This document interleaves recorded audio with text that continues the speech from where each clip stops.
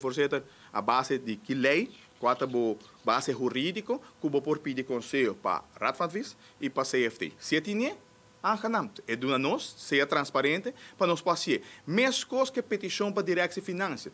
Desde que dia a mim, of quem contato da sentar como voorzitter, por overcorrompel minister, passa over de minister, ando bij direção finança. Sem não por. Tur petição hasta para uma reunião de comissão, tá passa via parlamento, via minister está autorizado dienst para dienst por atender com ele. O a missa com não tem os dois, mas com o colega bisa de maioria, pero botinha maioria do parlamento, bom nota do governo. Corda bom para o povo compreender algo hope bom também. Está atendendo com o pressuposto de gabinete Evelyn Wever Cruz 2.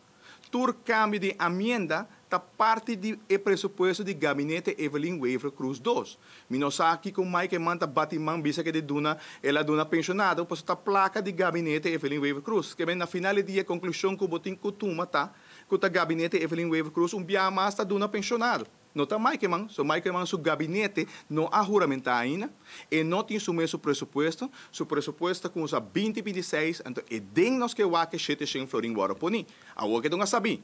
Agora não sabia que é placa bisa meta hinque de pressuposto de Evelyn, mas dona 250. Bom, não dona um florim. Gabinete Evelyn Wever Cruz tinha manejo, não tinha placa, a boa mano amenda câmbio, pero bom pressuposto está com na 2026. Que me é den me que o abo é 700 florim. Ainda para mim é tarifa zero. Nós pogava batimang efo, pero era botinho tá realístico e nós meste com essa papi verdade.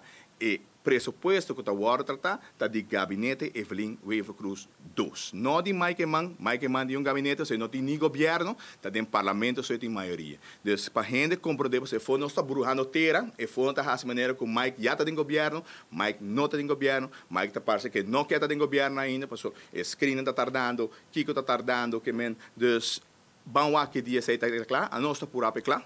Nós queremos para o governo, para Kiko, nós estamos trabalhando economia, nós estamos trabalhando diensten, nós estamos trabalhando a ruba de seguir florescer, essa é para mim a prioridade. Quem está governo ou não, para mim é importante para nós seguir um bom rumo, para seguir a ruba por seguir um bom caminho e queda um bom manejo financeiro. Que me aceita também ainda, a mim não vim para atender com o gente, não vim para atacar o gente, principalmente vim para nós é importante, para nós o quadro jurídico, que está fazendo duas petições aqui na CFT e na Raad van Advies.